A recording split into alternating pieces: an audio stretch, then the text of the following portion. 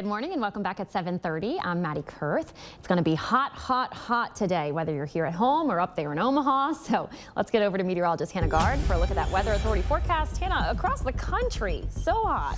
So many of us dealing with this heat. So giving you the first alert, we have a heat advisory in effect for our area today. 110 is our max heat index for this afternoon. And we'll very quickly get into that triple-digit range, really after 9 o'clock. We'll get to 100 degrees, then we'll be climbing through the afternoon. We might see a couple of downpours and some storms that will help with the heat. A lot of times what those can do too is just make some winds. We call those outflow boundaries that can cool things off too. But the coverage is very low today. So that's why we have that heat advisory in effect. North Shore, southern Mississippi, just south of the lake, all the way through the river parishes. Not for the coastal areas because that sea breeze will help a little bit down there. But expanding all the way up to the north, we have extreme heat warnings for Minneapolis, Omaha for our LSU players there, extending all the way to New York City. So it is going to be very hot for the LSU game, even though it's not until 6 o'clock. We have very long days. Yesterday was the summer solstice, so it takes a while to actually cool things down. And for them, it's the combination of highs almost to or around 100 degrees and these 70-degree dew points, funneling all the way up around that upper level high pressure system that's sitting over here to the east. That is bringing 70-degree dew points all the way up to the Great Lakes region. For us, 78-degree dew points, but we'll feel hot because we'll be around 94 for our high today.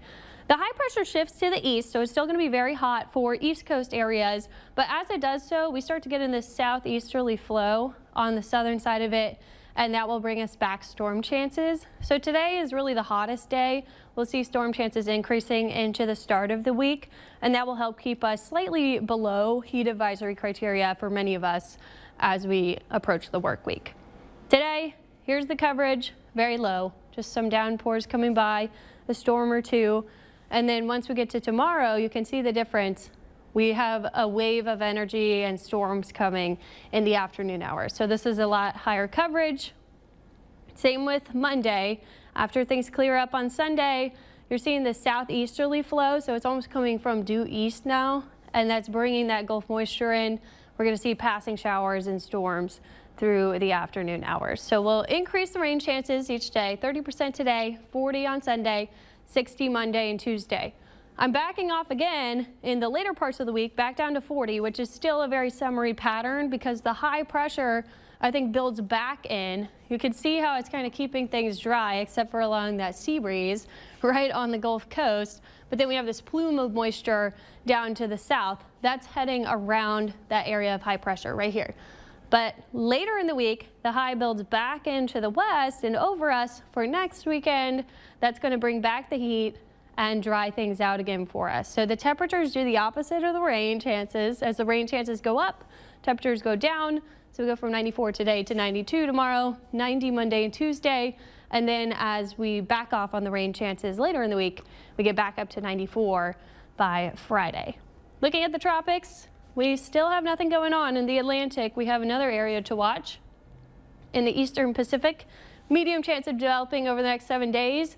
But as long as things are happening in the Eastern Pacific, we're going to continue to see not much in the Atlantic because it's really hard to see storms on both sides at once. Our first name on the list is Andrea. We are well into hurricane season now as we're trucking through June. If we get to July 1st, this would be the slowest start to the season since 2014, and it's been since 2004 that we didn't have any storms at all, including tropical depressions, until July. So it's a very, very slow start to the season, but we like to see that. We don't want to see anything out there in the Atlantic. Here's the 7-day forecast. Dry for us today for the most part. If you do get that rain, count yourself lucky. You'll get a little bit of a relief from that heat. Tomorrow, slightly higher rain chances, so you'll have to check the radar if you want to get out and about. Monday, Tuesday, I think we see an influx of moisture that'll keep those temperatures down, but later in the week, we're right back up to where we started. Temperatures back to those mid-90s, Maddie, and we'll have to look for that heat again. This is when I have to remind myself that the heat is good in hurricane season. Yeah, I keep having flashbacks to that one summer that it was 100 degrees every day. Yeah. So I don't really mind the afternoon showers, but you're right. Those heat domes, they do keep the storms away from us.